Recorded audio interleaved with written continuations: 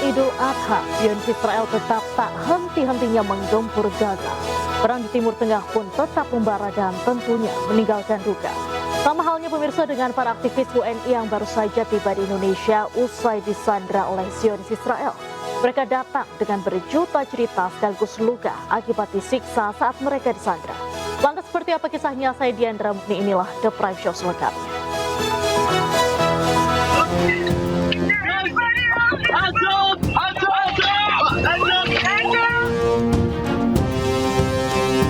תסתכלי, תראי איך הם נראים עכשיו, לא גיבורים ולא כלום, תומכי טרור, תן לנו אותם בבתי הכלא של המחבלים, ככה זה צריך להיראות. Tadi siang sampai Istanbul aman, keadaan sehat, teman-teman lengkap 9 orang. Alhamdulillah. Lengkap lu, Masya Allah banget. Ngomong apa gitu?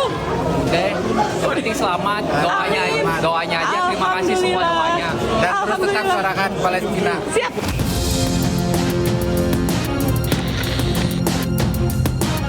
Indonesia kembali mengecam perlakuan yang diberikan kepada saudara-saudara kita, jelas merupakan satu pelanggaran hukum internasional.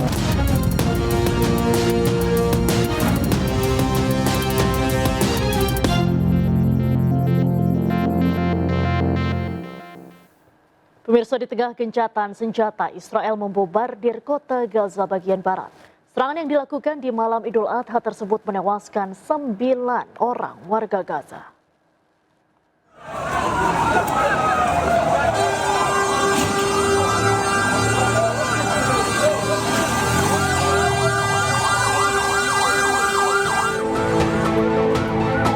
Warga Gaza berlarian dan mencoba menyelamatkan diri setelah sejumlah ledakan menghantam apartemen dan perumahan di Al-Rimal bagian barat kota Gaza. Serangan ini terjadi saat warga Gaza bersiap merayakan Idul Adha yang jatuh pada keesokan harinya. Israel beralasan serangan ini menargetkan komandan baru Hamas, Muhammad Odeh.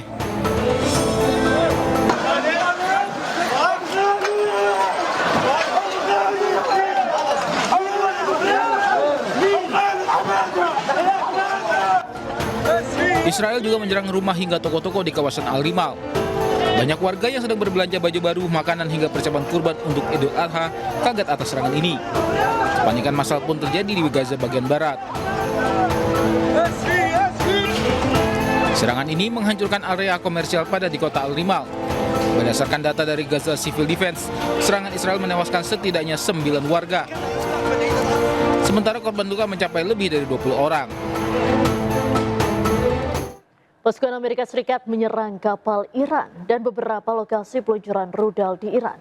Pasca serangan Amerika Serikat ke Iran, sistem pertahanan udara Iran di wilayah Provinsi Qom sedang dalam status siaga tinggi.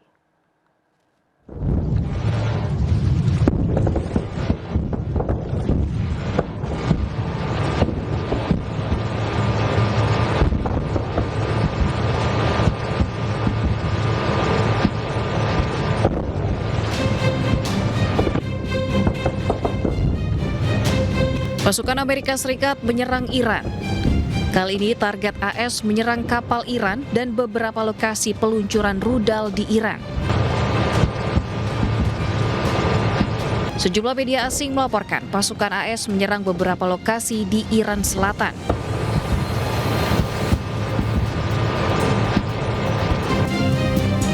Juru bicara militer AS mengklaim serangan ini sebagai pembelaan diri.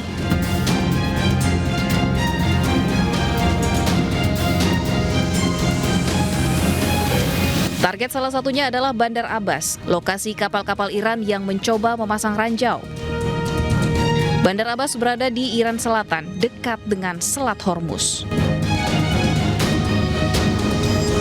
Pasca serangan AS ke Iran, sistem pertahanan udara Iran di wilayah Provinsi Qom sedang dalam status siaga tinggi.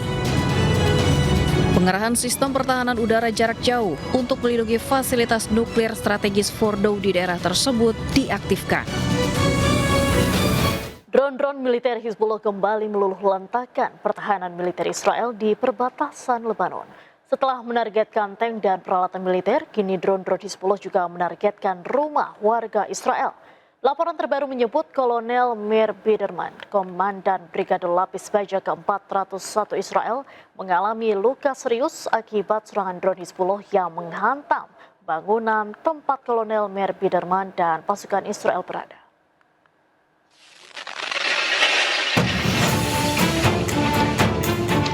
Sebuah drone kamikaze diluncurkan militer Hizbullah dan menghantam sebuah rumah di pemukiman Metula, Israel Utara dekat perbatasan Lebanon. Media Israel menyebut drone tersebut mengenai atap rumah dan memicu kebakaran. Tidak ada korban jiwa dalam serangan Hizbullah ini.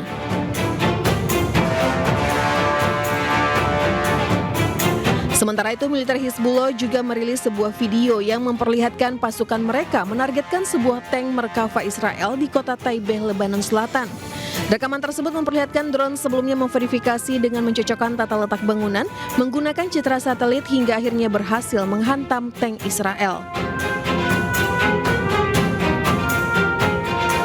Rilisan rekaman terbaru, drone Hizbullah berhasil menghantam markas komando baru Brigade Lapis Baja KE-401 milik militer Israel di Lebanon Selatan. Kolonel Meir Biderman, Komando Brigade Lapis Baja KE-401 Israel mengalami luka serius akibat serangan ini. Menurut IDF, Biderman mengalami cedera kepala serius dan untuk sementara digantikan oleh kepala staf brigadenya.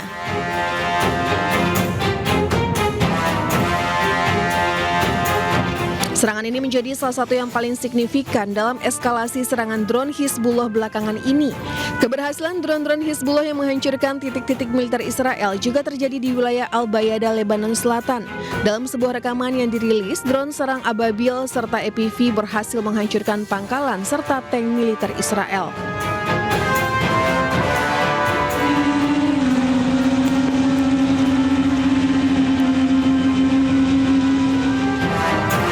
Israel mengakui adanya serangan drone Hizbullah terhadap pangkalan militernya di Al-Bayada. Israel mengklaim dari serangan-serangan tersebut sebagian drone berhasil dicegat.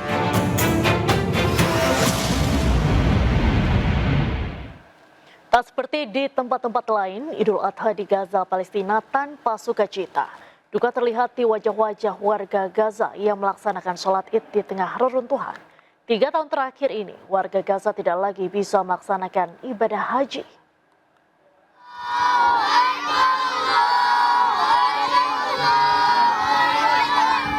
Sambil mengumandangkan takbir, ratusan warga Gaza berkumpul melaksanakan sholat Idul Adha.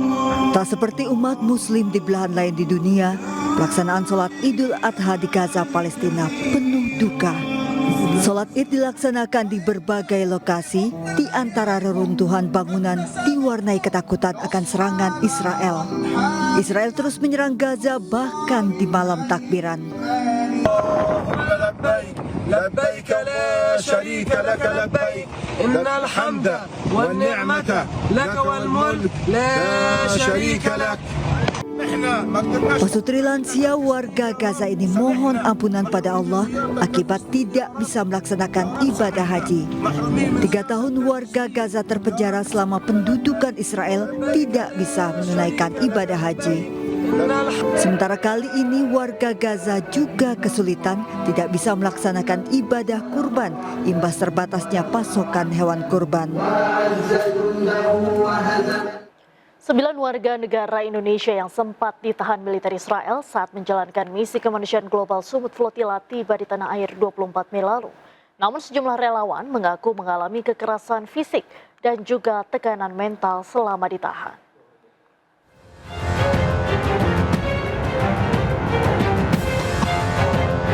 Suasana haru menyelimuti terminal kedatangan Bandara Soekarno-Hatta, Tangerang, Banten. Tangis dan pelukan pecah saat 9 warga negara Indonesia yang sempat ditahan militer Israel akhirnya kembali ke tanah air. Mereka merupakan relawan dan jurnalis yang tergabung dalam misi kemanusiaan global Sumut Flotilla menuju Gaza, Palestina. Namun dalam perjalanan mereka diadang dan ditahan oleh militer Israel. Sejumlah relawan mengaku mengalami kekerasan fisik dan tekanan mental selama menjalani penahanan. Setelah dibebaskan, para WNI sempat menjalani proses pemeriksaan di Istanbul, Turki sebelum dipulangkan ke Indonesia. Berkat tentu saja dari izin Tuhan Yang Maha Kuasa, kemudian upaya kita untuk berkoordinasi, kemudian upaya-upaya negosiasi untuk bisa mengembalikan saudara-saudara kita dan peserta GSF 2.0 yang lain. Alhamdulillah pada sore hari ini ke-9 saudara-saudara kita tersebut tiba dengan selamat di tanah air. WNI yang diculik Israel dari kapal Japiro, yakni Herman Budianto Sudarsono dan Ronggo Wirasanu. Sementara Andi Angga Prasadewa dari kapal Joseph. Sementara itu dari kapal KSR-1, yakni Asad Aras dan Hendro Prasetyo. Sementara Bambang Naroyono dari kapal Boralis. Dari kapal Osgurluk yakni Todi Badai Rifan Bilah, Andre Prasetyo Nugroho, dan Rahendro Heru Bowo.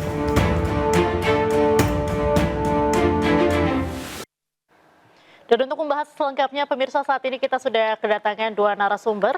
Di sebelah kanan saya sudah ada relawan yang merupakan salah satu korban penculikan Israel, di mana Mas Herman Budianto sudah hadir bersama kami hari ini.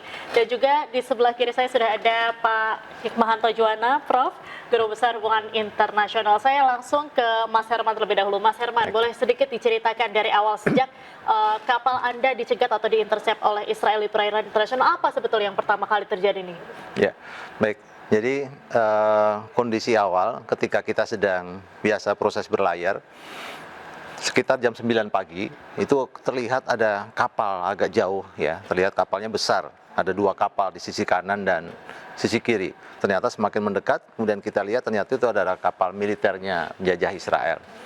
Dan mereka langsung menurunkan skoci, langsung mengejar kami. Berusaha kita untuk menghindar.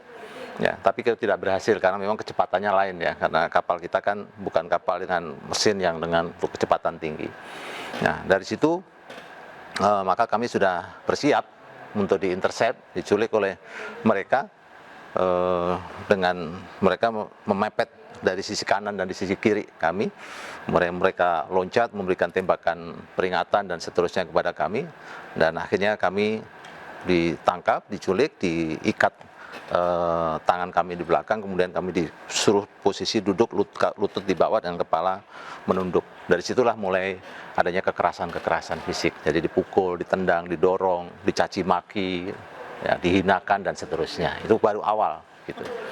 Itu sebelum diintercept sendiri itu ada peringatan kah atau bagaimana? Tidak ada. Tiba-tiba saja. Tiba-tiba saja. Justru kan mereka kalau peringatan kami pasti akan berusaha untuk mencari cara lain ya, melakukan beberapa usaha untuk menghindar. Yang awalnya kami juga sudah menghindar mengarah awalnya ke Gaza Utara, kita sudah belok ke Gaza Selatan sebenarnya untuk menghindari sergapan dari penjajah Israel tadi.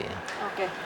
Tapi sebelumnya dari aktivis sendiri ini sudah di training ya? Betul, betul. Kalau misalnya ada intercept, Ya. SOP-nya seperti apa gitu? Betul, jadi memang ada 4 hari kita disiapkan untuk training itu tadi, bahkan ada ujiannya, ada ini juga prakteknya ya, bahwa ketika nanti di intercept dan seterusnya apa yang harus dilakukan. Salah satunya adalah tidak boleh melakukan perlawanan-perlawanan, tidak boleh melompat, ya, tidak boleh melakukan provokasi, ya. Jadi kami harus dalam posisi tetap tenang, ya, flat saja. Jadi tidak boleh marah, tidak boleh melotot, tapi tidak boleh takut.